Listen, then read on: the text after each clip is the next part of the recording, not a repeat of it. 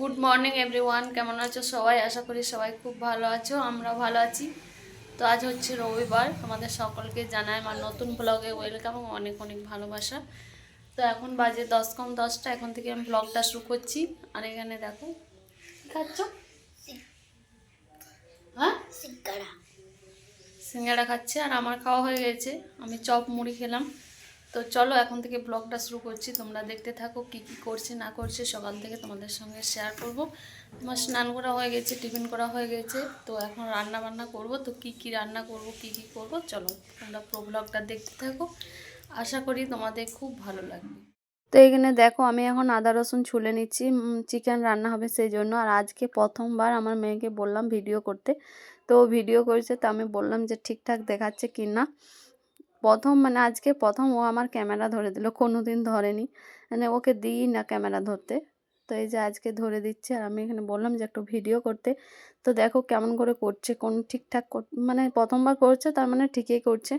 তো এখন আমার ওখানে ডাল হচ্ছে, আর আমি এখানে আদা রসুনগুলো ছুলে নিচ্ছি চিকেনের জন্য।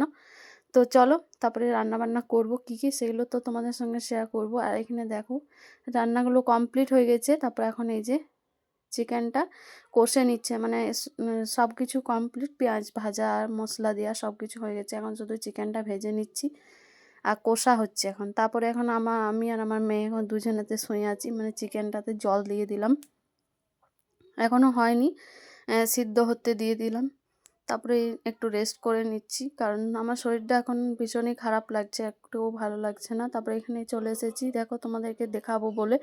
তো চিকেনের কালারটা কত সুন্দর হয়েছে দেখো, পুরোপুরি রান্না কমপ্লিট, নামিয়েও দিয়েছি। তারপরে এখন চলে এসেছি বাবার জন্য মাছ ভাজতে, কারণ বাবা তো চিকেন খায় না, তো সেই জন্য এখানে মাছ ভাজা হচ্ছে। এক পিস ভাজা হয়ে গেছে এই যে, আর এক পিস এখন ভেজে নিচ্ছি। আর দেখো আজকে সকাল থেকে ঠিকঠাকভাবে ভিডিওটা করাই হয়নি, কিভাবে যে করলাম কি জানি, সারাদিনটা সকাল থেকে পেরিয়ে গেল। তা এখন হচ্ছে সন্ধেবেলা, আর আমাদের এখানে মোড়ে এই যে গাড়ি দেখতে পাচ্ছ কত রেলি, মানে গুরু পূর্ণিমা ছিল, সেই গুরু পূর্ণিমা উপলক্ষে কিছু হয়তো বুঝতে পারলাম না, কিন্তু গুরু পূর্ণিমা উপলক্ষে হয়তো এই যে রেলি বেরিয়েছে, এরা হয়তো কোথাও যাচ্ছে। তো সেই জন্য আমাদের এখানে দাঁড়িয়ে পড়ে সবাইকে প্রসাদ দিল, মানে আমরা যতজন সবাই গিয়েছিলাম দেখতে, সবাইকে প্রসাদ দিল। আর অনেক গাড়ি, অনেক টোটো, অটো, তারপরে বাস, তারপরে ট্রাক্টর, অনেক মানে পেরিয়ে গেল, দেখতেই পাচ্ছ কত ভিড়। আর অনেকগুলো পেরিয়ে গেছে, সেগুলো তখন তো আমরা আসিনি, আস্তে আস্তেই মানে যখন আমরা বাড়ি থেকে আসছি তার আগেই অনেক চলে গেছে। আর পুরো গান বাজছিল, ডিজে, মানে প্রচুর ভিড়, প্রচুর ভিড়। আর আমাদের মোড় হয়ে পেরিয়ে যাচ্ছিলো, তো তারপর আমাদের খুবই ভালো লাগছিলো দেখতেই, যে দেখো কেমন কীর্তন করছে, সত্যি খুবই ভালো লাগছিলো। আর এখানে ওই যে গুরু পূর্ণিমা হয়, ওটা হচ্ছে পাঞ্জাবিদের পুজো, হয়তো সেই পাঞ্জাবি, সবাই পাঞ্জাবি ড্রেস, মানে পাঞ্জাবিরা যেভাবে সাজে সেভাবেই সবাই সেজে গুজে যাচ্ছিলো। তো আজ হচ্ছে পরের দিন সকালবেলা, তোমাদের সঙ্গে কালকে আর ভিডিওটি কন্টিনিউ করা হয়নি। তো এখন এই যে সকালবেলাতে পেঁয়াজ শাকের পকোড়ি করব বলে, এখন বাজে সকাল 7:30, ডিউটি যাবে বলে তাড়াতাড়ি করে বানাচ্ছি। তো এখন এই যে দেখো পেঁয়াজ শাকগুলো মেখে নিচ্ছি, তারপরে পকোড়ি করব।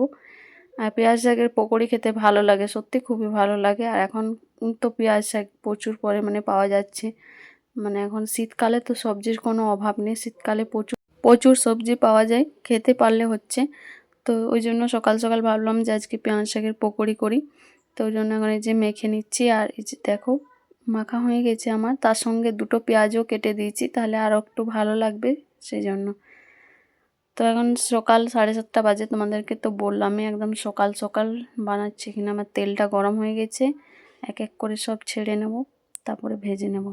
তো এই যে দেখো এখানে সব পকোড়িগুলো আমার ভাজা চলছে, সবগুলো হয়নি, এখন কিছু ভেজেছি আর কিছু এখন বাকি আছে, এই যে দেখতে পাচ্ছ। তারপরে আমার এখন সকালে কাজবাজ কিছুই হয়নি, তো সব কাজবাজ কমপ্লিট করে স্নান করে তারপরে দেখো সমস্ত কিছু রান্না করে এখন তোমাদেরকে দেখাচ্ছি যে কি কি রান্না করেছি।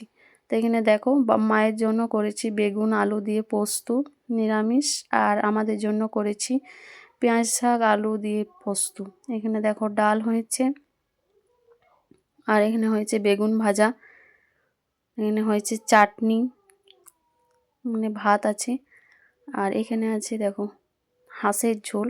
এখন ঠান্ডা পড়েনি, ঠান্ডা পড়বো মানে হালকা পড়েছে, তো হাঁসের ঝোল খেতে ইচ্ছে। আর এখানে হাঁসের ডিম, জ্যোৎস্না হাঁস খায় না, ওর জন্য হাঁসের ডিম এর ঝোল করেছি। তো ভিডিওটি এখানে শেষ করছি। কেমন লাগলো কমেন্ট করে জানিও।